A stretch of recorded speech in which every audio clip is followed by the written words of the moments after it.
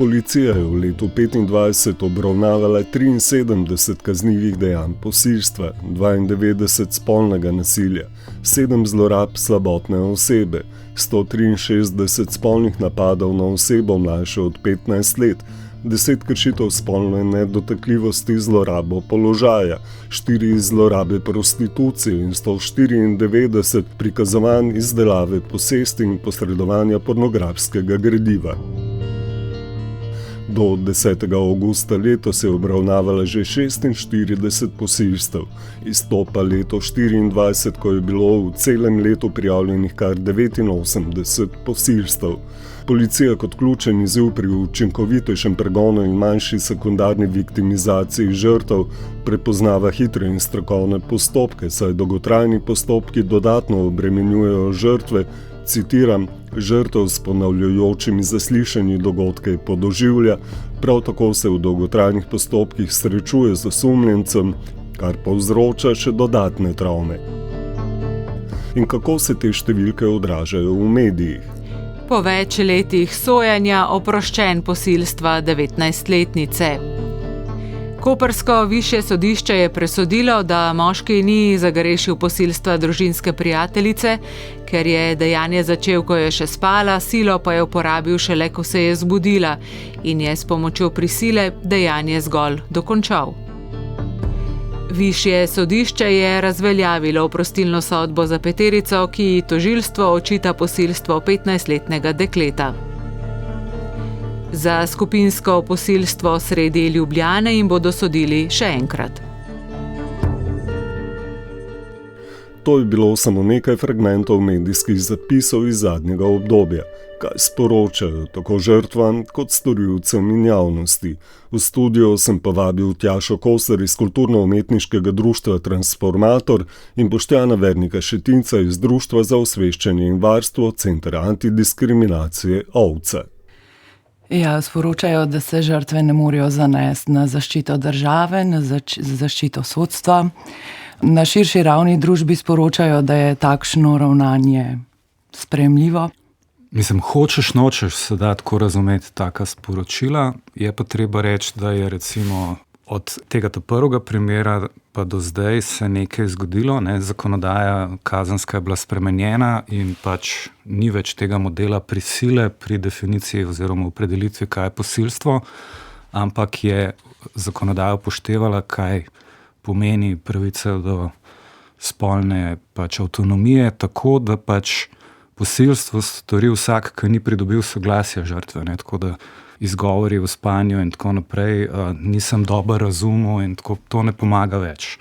Treba je tudi ločiti malo med tem, kar je dokazovanje, zato ker v kazenskih zadevah mora biti gotovost, da nekoga obsodimo in potem tudi odmerimo neko sankcijo, medtem ko na drugih ravneh zaščite spolne nedotakljivosti ni tako. In lahko tudi že manjša stopnja dokazanosti upravičuje, da bo nekdo spoznan odgovornega recimo za spolno nadlegovanje. To se zdi dokaj neverjetno. V tem tisočletju sodišče razsoja o tem, ali je ženska spala ali ne. Potem tudi droge za posilstva, vse to dobi nekakšen drugačen kontekst in očitno je tega kar veliko. Analiza je to pokazala, da se kljub spremembi zakonodaje, ki zdaj presoja na podlagi soglasja, še vedno ne upošteva cel kup stvari, vključno s temi, ki ste jih omenili. En primer je bil tudi, kjer se je presojalo, na kakšen način se je žrtev odzvala, ali je bila preveč opolnomočena, ali premalo, ali preveč glasna, ali premalo. Skratka, še naprej se presoja o tem, na kakšen način se odzivajo ali pa obnašajo žrtve, fokusa pa ni na tem, da se je zgodil res velik zločin. Se dogaja reviktimizacija, retraumatizacija žrtev v vseh teh postopkih? Ja, to absolutno dokazuje naša analiza. Obstoječe raziskave, tudi intervjuji, ki smo jih opravili za analizo in z odvetniki in z predstavnicami organizacij, ki ščitijo žrtve spolnega nasilja. In zaradi tega smo tudi oblikovali našo glavno zahtevo, ki bazira na tem, da bi se mogli vsi deležniki v sodstvu v bistvu sistemsko udeleževati nekih usposabljanj z tega področja, specifičnega področja razumevanja spolnega nasilja. ker najbrž prihaja tudi zaradi tega, do reviktimizacije, ker ne razumejo tega zelo kompleksnega družbenega problema, oblike dominacije, nasilja, tudi posledic, travme, ki se zgodijo in so pogosto v večini primerov doživljenjske. In ja, veliko primerov smo našli, kjer se dolgo, večkratno zaslišuje v brutalne detajle žrtve, potem se jih pa tako obnaša med tem zasliševanjem do njih, kot da gre za nek banalen primer, češ gospa, da je te pohiteta, Pa še kakšni primeri so, recimo, da se dopušča odvetnikom obrambe, da zelo napadalno, navzkrižno zaslišujejo in v teh procesih popolnoma uničijo dostojanstvo žrtve. In ja, to je en ogromen problem, kar se tiče kaznovanja spolnega nasilja v Sloveniji. V smislu, da žrtev mora dokazovati, ali ni sama izvala tega, na primer. Mislim, za več stvari gre pri tej tako imenovani sekundarni viktimizaciji, ko v bistvu žrtev traumatizira tak postopek. Lahko so banalne stvari, da se mora storilcem soočati na hodniku, preden gre v sodno dvorano in jo to pač lahko čisto upravičeno nedopustno razdraži ali pač onesposobi, ko podoživlja celo zadevo. Drugo je potem ta stopna intenzivnosti zasliševanja žrtve. Ja, koliko bi naj sama prispevala k temu, da se je to zgodilo, ker je bila, opita, koliko je bila opita, koliko pogosto pije, koliko točno je spila. In taka vprašanja, če je nekdo pijan, to ne upravičuje tega, da ga lahko posiliš. Tudi prostitutka ima pravico do spolne integritete in čeprav se mogoče s tem včasih poklicno ukvarja, ni vsakih ravnanj dolžna trpeti, ona se o tem odloči. Posamezni primeri so seveda ekscesni, ampak je ena ta rdeča linija pričevanja žrtev, da so te postopki bodisi premalo učinkoviti, prepočasni, preveč izčrpavajoči. Drugo je pa, da se itak ne bo nič spremenilo. Tudi zaradi tega, kakšna je stopna, recimo, obsodb in kakšne so odmerjene sankcije. Recimo v anketah je neverjetno, kako strižejo podatki o tem, koliko je zaznanega problema. Recimo v Evropi 44% žensk pove, da je doživelo spolno nadlegovanje, tretjina žensk na delovnem mestu, recimo v Sloveniji. Imamo pa potem promile pravzaprav prijavljenih takih primerov in te zadeve na kazenski ravni, ki so obravnavane, so sam vrh ledene gore. Poudaril bi, kakšna je izkušnja ljudi. Bojijo se tudi povračilnih ukrepov, če bojo zadevo prijavili, in to upravičeno, skupaj s tem, da ne verjamejo v uspeh postopka, to več kot pol ljudi pove, da je to razlog, zakaj niso prijavili zadeve. Nekdo je opisal izkušnjo, da se morajo ženske dejansko 3-krat braniti. Najprej pred predatorjem, pol pred mnenjem okolice in javnosti in potem na koncu še pred sistemom varstva.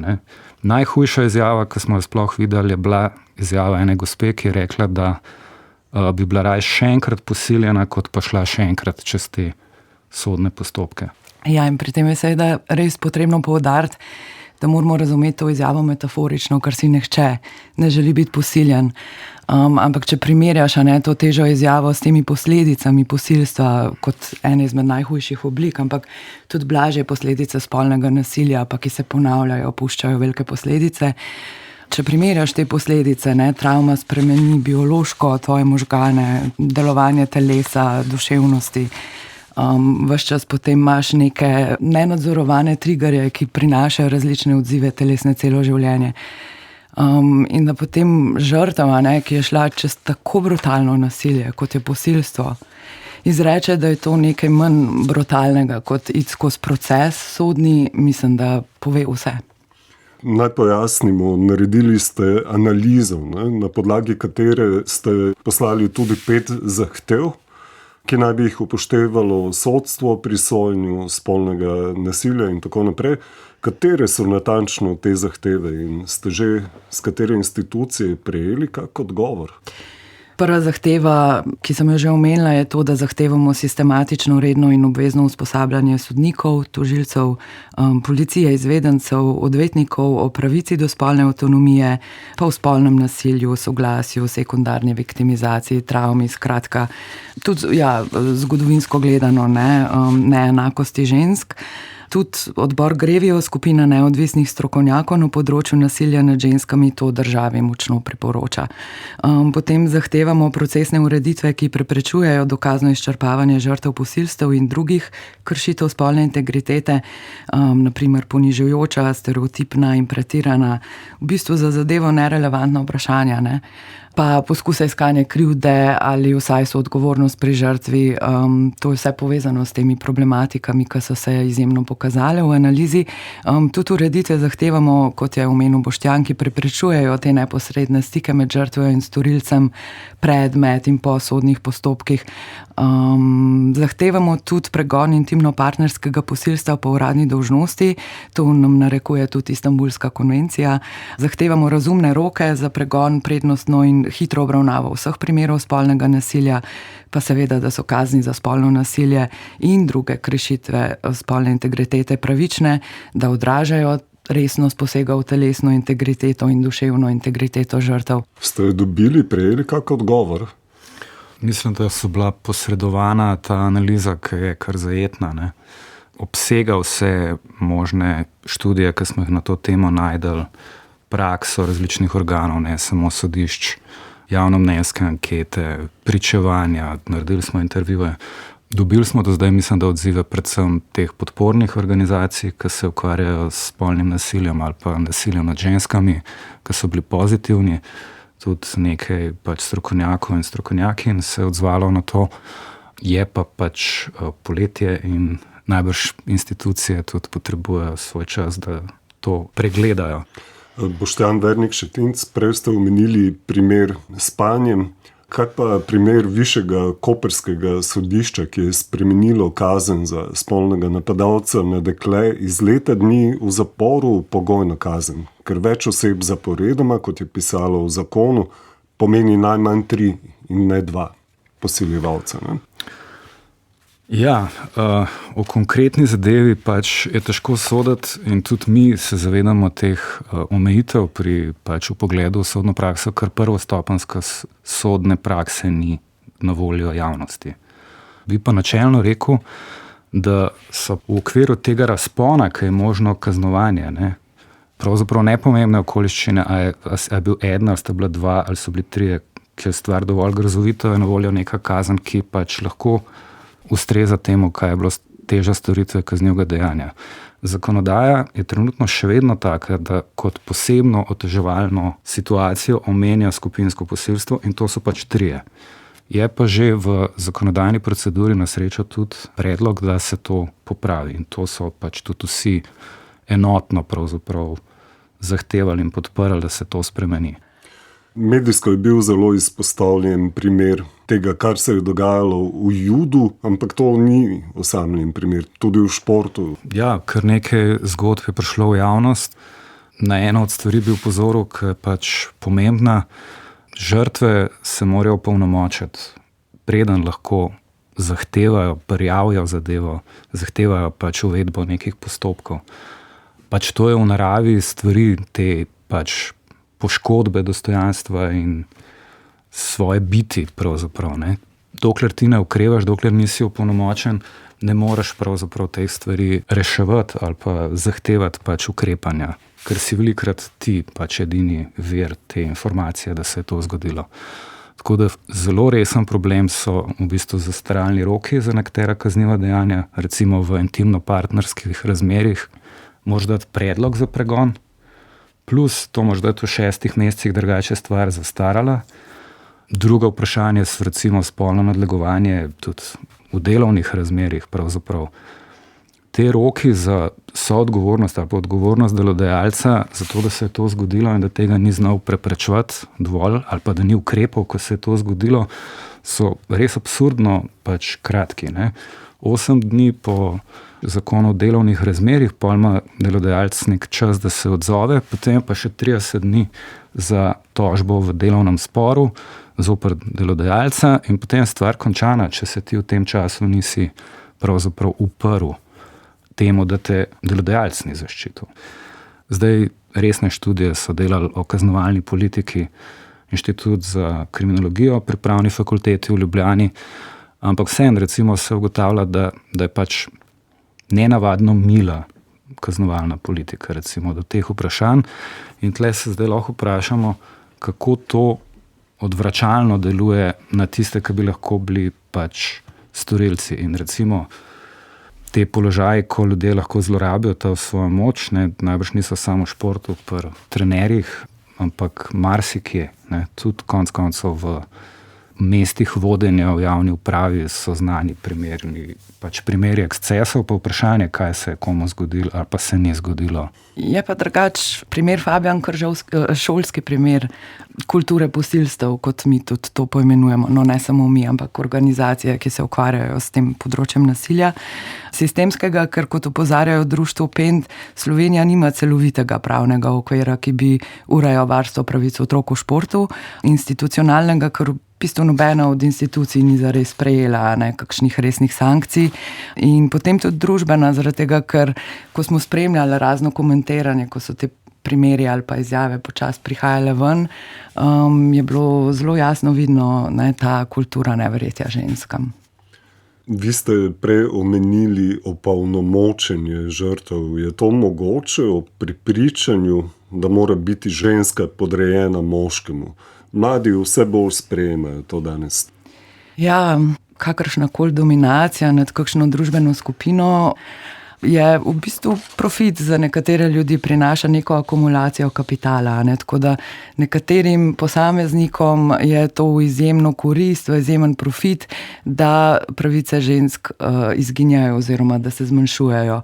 In seveda tudi potem zelo veliko financ vlagajo v to, da se to promovira in da se to promovira na mestih, kjer ni kakšnih družbenih pravil ali pa zakonodajnih pravil, kakor je v medijih recimo.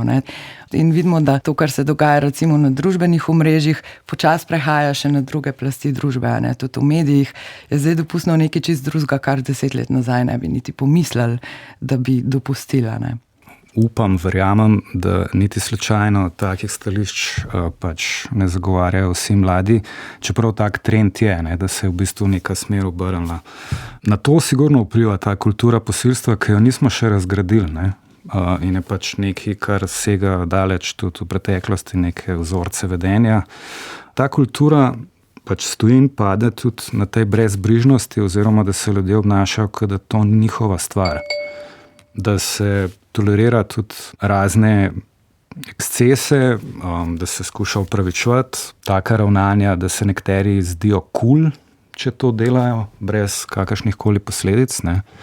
Pač veliko ljudi, tudi med najmočnejšimi na svetu, se lahko obnašajo tako, da mislijo, da lahko koga zgrabijo tam spodaj na cesti, kar tako. Tudi kakšni predsedniki pomembnih oziroma najpomembnejših držav. Ja, sej enega sem imel konkretno v mislih, ampak to razraščanje tudi drugih ekstremizmov v tem smislu, to je en tak konglomerat, pač gre skupaj z rasizmom, gre skupaj z islamofobijo, s poskusi zvračanja, da zdaj so migranti tisti krivci za to spolno nasilje, ampak ne, to je naša avtohtona reč. Javnomnenjske raziskave kažejo, da pač tam enih 20% ljudi načeloma ne verjame ženskam, ki pač pričajo o izkušnjah spolnega nasilja, 8% misli, da bi lahko z nekom, ki je opit ali pa spi ali pa če ne reče ne, da potem lahko to naredi. Mislim, to so javnomnenjske raziskave na reprezentativnem vzorcu, tle niso samo mladi noter, tle je cel spekter ljudi v naši družbi. 8%. Nenazadnje imamo na primer afero Fotopub, ki vidimo, da omogoča določene zakonske obvode in izogibanje. No, strategije pač obdolžencev so seveda lahko, napad žrtve, polk je že prišlo do tega, da pač se ne morejo temu ogniti, ampak še predtem pa seveda, ne znajo sprejeti pošte, zbolijo, odidejo v tujino in podobno, Žal pa to ni edin tak primer, javne osebnosti v Sloveniji. Mislim, samo zdaj v zadnjem mesecu lahko navedem 2 zelo sveža primera, kjer je tako spet razvidna ta politika nekaznovanja spolnega nasilja. Tožilstvo je zavrglo kazenski ovadbi zoper nekdanjega poslanca Janija Prednika zaradi sumov kaznivih dejanj nasilja v družini, grožnje in zalezovanja. In po poročanju N1 je tožilstvo sicer zapisalo, da znaki kaznivega dejanja grožnje obstajajo, ampak to je bil glih ta primer, kjer pritožba oziroma ta predlog pregona ni bil zagnan v času tega 6-mesečnega roka, je bil po tem roku in potem je tožilstvo pregon ustavilo. Prednik je ob komentiranju tega celo javno potem izjavil, da resno razmišlja, da bi kandidiral na lokalnih volitvah jeseni. Pa potem avtor novega zakona o pacientovih pravicah, Gorazd Perenič, nedavno je ta predlog vložila stranka Resnica, je bil kot nekdanji državni sekretar v preteklosti pravnomočno obsojen zaradi nasilništva in prisiljenja k spolnim dejanjem. Gre za šeškanje sodelavk in študentk. Obtožbe o spolnem nadlegovanju so se kasneje še ponovile po poročanju necenzurirano.si in evo še ena oseba, ki se sprehaja brez kakršnih koli posledic, celo še naprej deluje javno in odloča o družbenih stvareh očitno. Mogoče sam še ena misel v zvezi s tem, kdo je vse odgovoren. Lahko je tudi pravna oseba, so odgovorna delodajalec, recimo za to, kar dela direktor v pisarni za svojo sodelavko. So pa izjemno redki primeri, kjer je do tega prišlo. Eden od takih je bil tudi pomemben, javno odmevan, predvsem tudi zato, ker je v kazenski zadevi sodišče potrdilo, da se da uporabiti recimo dokaz pridobljen s posnetkom iz telefona o tem, kaj se je dogajalo v kazenski zadevi. Se po tej zadevi in storilc in univerza, ne bom zdaj rekel kera, sta se dobesedno posmehovala tem postopkom. Očitno se jim ni zdelo, da so tako zelo resna grožnja, da bi bilo treba prevzeti odgovornost. Je hkrati dovolj poskrbljeno, da ne pride do zlorab, naprimer lažnih obtožb in tako naprej? Vprašanje vrednotenja dokazov, tudi izjav prič, je seveda stvar sodišča, pa tudi tožilca, ki je vzel izjavo. Ampak načeloma treba žrtvam verjeti. Zdaj, če 5 storilcev, ki je nekaj naredili, enako priča, da tega niso naredili, na drugi strani je pa izjava žrtve, zaradi tega, ker je unih 5, najbrž ne bomo avtomatsko verjeli njim, po drugi strani pa ne moramo avtomatsko sklepati, da je šlo za zlorabo, če ni niti ene okoliščine okoli tega, take, da bi lahko upravičevala ta sum. Je pa to, kot rečeno, eden od mitov iz te kulture posilstvu, da si je ona zmislila, da ona zdaj se nekaj čudno obnaša, pa da ima težave v duševnem zdravju. 20% ljudi v Sloveniji verjame, da se velikokrat to zgodi. Lahko smo v bistvu v zanikanju problema, pa nekateri lahko lažje živijo zaradi tega, ker se jim ni treba s tem soočati, ampak če se pa soočimo z razsežnostmi teh problemov, pa bi mogli tu vsem ljudem kocine po koncu. Tudi raziskave potrjujejo, da je teh primerov, kjer bi to bilo zlorabljeno, v resnici zelo malo, da pa je v večini primerov prijav žensk in tudi tisto, kar povejo, v večini primerov drži. Res katastrofa je če izvedenci začnejo s takimi predsodki tudi javno operirati. To, da je danes več prijav, hvala Bogu, primerov kršitev spolne nedotakljivosti ni dokaz, da si ljudje izmišljujejo, ampak dokaz, da prihajajo stvari izpod preproge. Recimo, samo bežen pogled v pričevanja kampanje Jaz tudi ali pa Mi tu, če gremo pogledati na svetovni ravni, to so tisoči in tisoči zgodb, ki niso bile nikoli procesirane in tako naprej.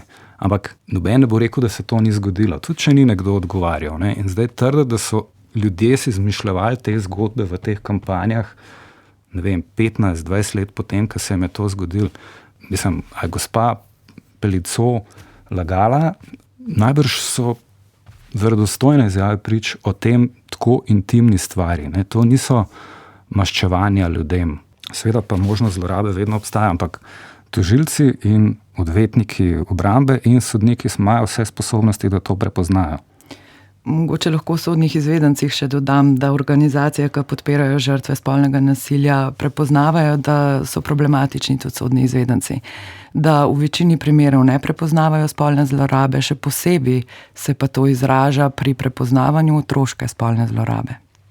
Ko govorimo o kulturi, ne kulturi posilstva, verjetno je veliko lažje kot neko samo refleksijo narediti, pogledati se v ogledalo, kakšna družba smo, s prstom pokazati na migrante, na druge religije in tako naprej. Ampak očitno imamo še veliko dela na tem področju, tako da se vam zahvaljujem za ta pojasnila in upam, da bodo vaši pozivi naleteli na odprta ušesa. Hvala. Najlepša hvala.